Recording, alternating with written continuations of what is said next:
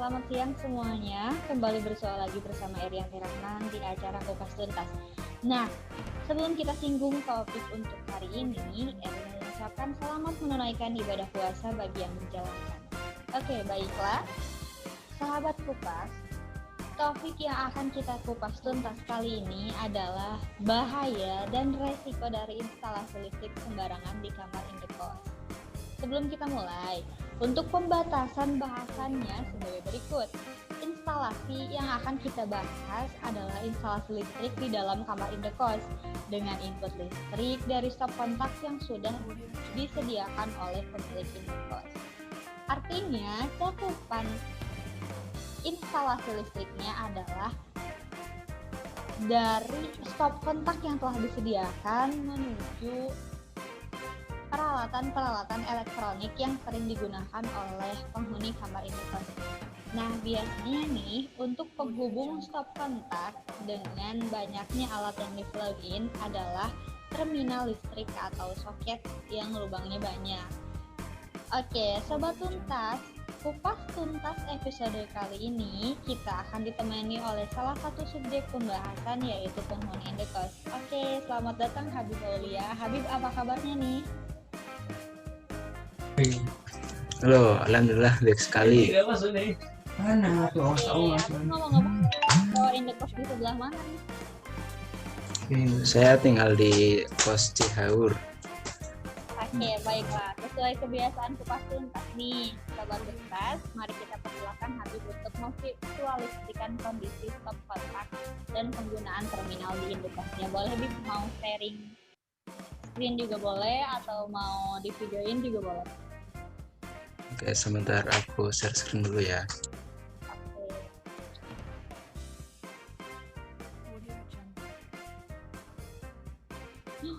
Wow. Gimana, sudah terlihat? Sudah. Bisa. Ya, jadi ini kondisi soket di kosan saya. Di sini soketnya itu untuk 5 terminal.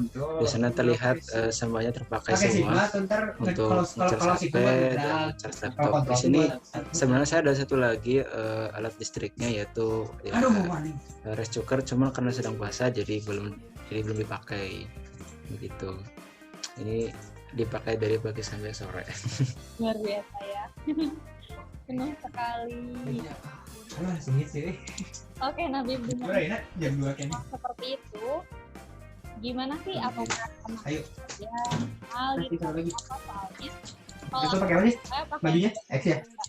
Nama filmnya yang di grup pas mau Nah, charger laptop yang 2 MEC apa lagi? kan api itu, menurut kamu sih gimana sih? Menurut saya sih sejauh ini ya masih aman, meskipun terlihat itu banyak sekali dipakai. oh iya men orangnya Nah, kalau misalnya kondisinya kayak yang di aku gitu ya, kan aku juga pakai terminal ya di sana, kayak di kosan kebetulan aku juga pakai terminal. Nah, yang aku itu kalau misalnya kita mau plug in charger laptop atau charger HP, itu suka ada percikan api gitu loh keluar dari si terminalnya. Menurut kamu itu aman gak sih? Kalau menurut aku sih itu udah termasuk bahaya ya, karena kena api kan sebuah bahaya yang bisa beresiko kebakaran juga. Kalau sampai nggak diatasi, resikonya itu bisa menyebabkan kebakaran dan kerusakan komponen listrik. Jadi harus hati-hati. Kalau sampai misal nih ya, kayak kalau terminalnya sih oke lah ya, bisa diganti. Kalau misalnya sampai laptop atau handphonenya rusak kan riskan juga ya. Betul sekali. Apalagi kalau sampai itu kan ya amit-amit deh. Oh ya, kalau menurut kamu nih sebenarnya penyebab adanya percikan api itu apa sih?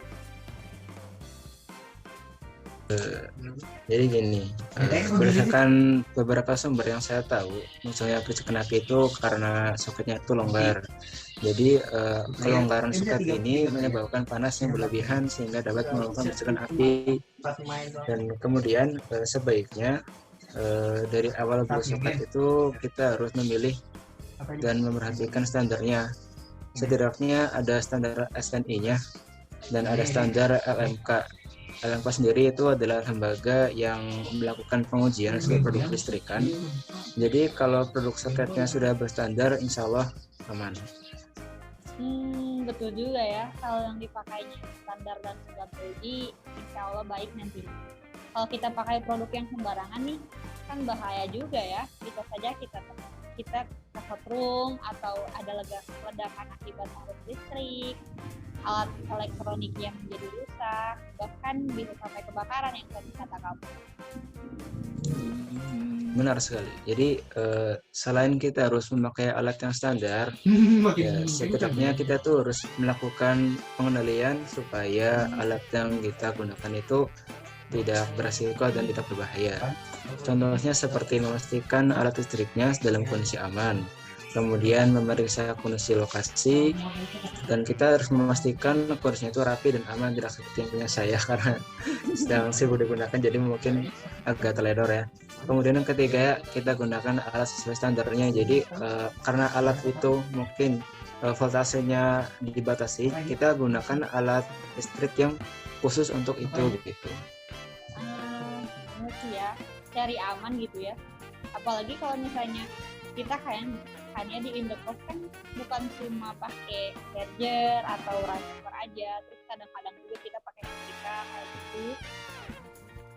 Gimana itu ya? Soalnya kan aku kan sekamar banyak orang ya.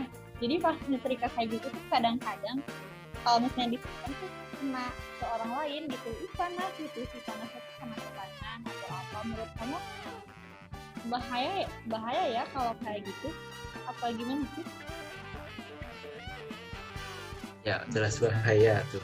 Karena namanya setrikaan pasti kalau lagi dinyalain ya pasti panas itu. Nah panas ini berbahaya buat orang dan buat diri kita dan juga orang sekitar. Gitu.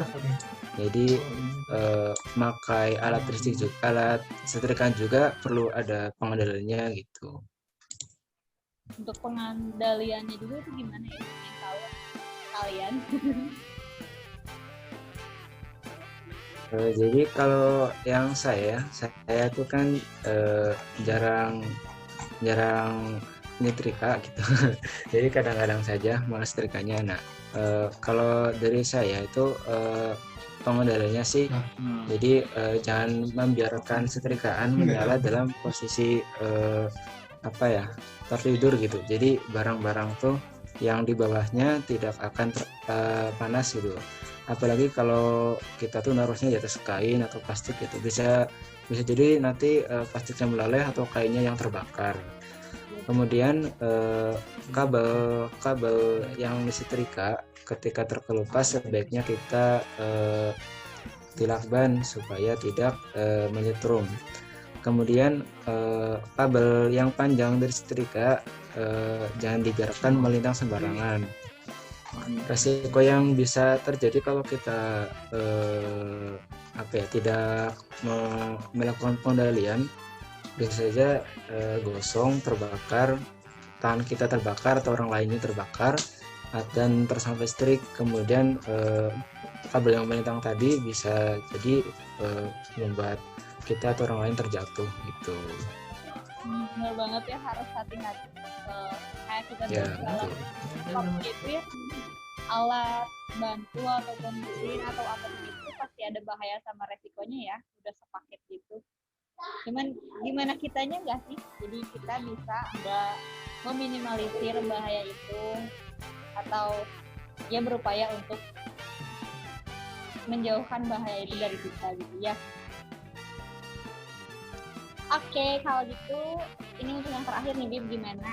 Adakah pesan atau apapun yang mau Habib sampaikan ke semua perihal instalasi listrik di kamar Indokos? Soalnya kan ini yang nonton juga banyak yang penghuni Indokos ya.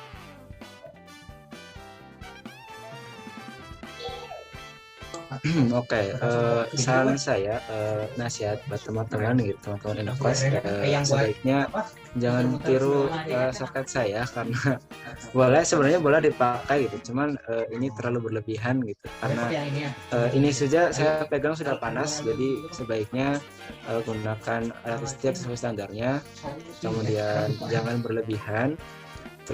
Selalu berhati-hati, jangan teledor karena bisa saja kadang walaupun gak sudah hati pasti kadang ada gitu hal yang terlewatkan yang bisa membahayakan kita gitu. Jadi terus berhati-hati, terus dari awal kita gunakan produk yang standar supaya tidak ada bahaya yang sudah hadir dari produksi gitu. Jadi produksi sendiri juga tidak ada bahayanya.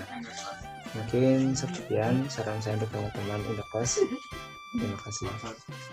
Oke, mungkin guys, sobat Jumpa semuanya, sekian untuk pembahasan kali ini. Semoga bermanfaat dan jangan lupa untuk mengganti soket listrik yang ada di Indokos dengan soket yang sudah standar. Oke, selamat jumpa semuanya. Sampai jumpa di lain kali dan terima kasih atas perhatiannya. Wassalamualaikum warahmatullahi wabarakatuh.